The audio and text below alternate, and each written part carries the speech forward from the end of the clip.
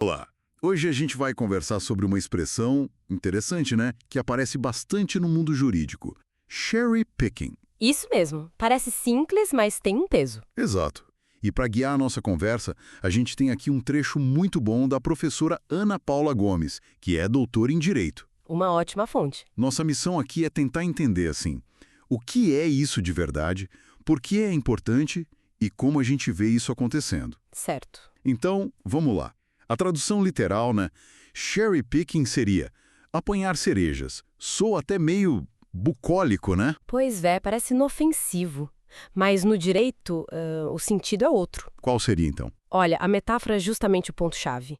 Juridicamente, como a professora Ana Paula Gomes explica, o cherry picking é, na verdade, a falácia das verdades incompletas. Falácia das verdades incompletas?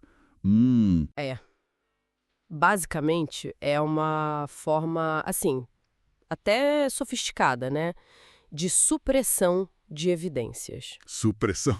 Quer dizer, esconder prova. Não exatamente esconder no sentido literal, mas não se trata de inventar fatos, sabe? O problema é selecionar, escolher com muito cuidado só aqueles argumentos ou jurisprudência ou pedaços da lei. Aquilo que confirma o que a pessoa já quer dizer. Exatamente, aquilo que apoia a conclusão que já está na cabeça, ignorando de propósito tudo que pode ir contra. Entendi. É fascinante essa ligação, né?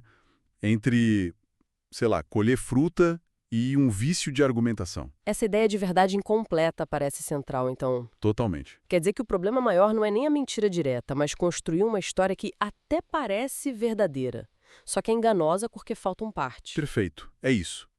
Uma narrativa que omite o que não convém.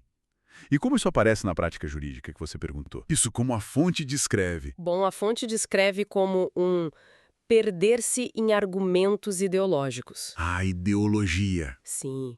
Isso quer dizer que, na hora de analisar um caso, uma situação, a pessoa, seja advogado, juiz, quem for, Certo. deixa a visão de mundo dela, a posição política que ela já tem, guiar ou essa seleção do material. Entendi. Funciona como um filtro, então. Exato. Um filtro prévio. Escolhe-se só o que é conveniente para, como diz a fonte, confirmar determinada posição política. Faz sentido. E a fonte usa alguma outra imagem para deixar isso mais claro, além da própria cereja? Olha, a metáfora da cereja é a principal mesmo e é muito boa. Pensa assim, você está diante de uma árvore cheia de frutas. Tá. Tem cereja madura, tem verde, tem umas boas outras, talvez nem tanto, mas a pessoa que faz o cherry picking só pega aquelas bem vermelhinhas, brilhantes. As que servem para a torta que ela quer fazer. Perfeito! É isso, ela ignora todo o resto da árvore, ignora outros fatos, outras interpretações da lei, outros argumentos que poderiam, talvez... Levar para outro caminho? Exato! Levar para uma conclusão diferente, ou pelo menos mais complexa, mais cheia de nuances. Mas isso não interessa, porque não se encaixa naquela narrativa que ela já montou. Fica muito claro agora. Então, o perigo não é só usar um argumento meio fraco, mas é construir essa verdade que parece super sólida, Isso, parece robusta. mas que no fundo está torta, porque ignorou um monte de coisa importante. Quais são as consequências disso para o direito, segundo a professora? Exatamente essa questão, e as consequências são bem profundas. A fonte aponta que essa prática leva a uma aplicação do direito que se baseia em conveniência ideológica. E não na técnica, é no todo. Isso, não numa análise técnica completa, imparcial. O resultado são essas verdades incompletas, né? Que podem não só enfraquecer um argumento, mas podem distorcer a própria justiça. Nossa, Pensa no impacto disso. Decisões de juízes, pareceres legais que parecem muito bem fundamentados, mas que, na verdade, deixaram de lado partes cruciais da lei ou dos fatos. isso abala a confiança no sistema, imagino. Com certeza, mina totalmente a confiança na imparcialidade. E eu imagino que perceber isso nem sempre é fácil, né? porque o argumento pode parecer muito lógico na superfície. Sem dúvida. Pode ser muito sutil.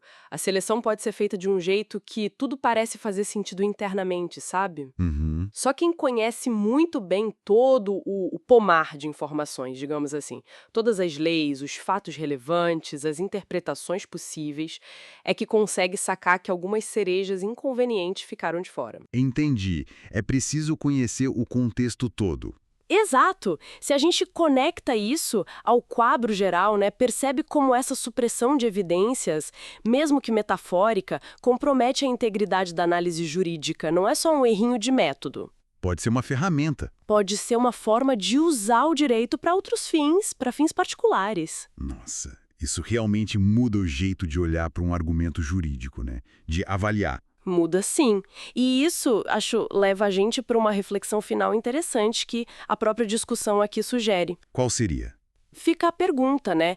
Como a nossa capacidade de avaliar a solidez e, principalmente, a imparcialidade de qualquer argumento, seja jurídico, político ou até numa conversa do dia a dia, como essa capacidade melhora quando a gente está atento para essa possibilidade do cherry picking?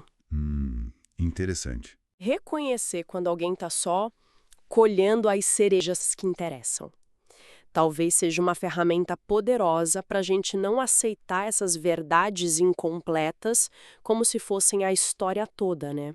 Faz todo sentido. Talvez o desafio seja justamente esse: aprender a olhar para a árvore inteira e não só para as cerejas mais bonitas.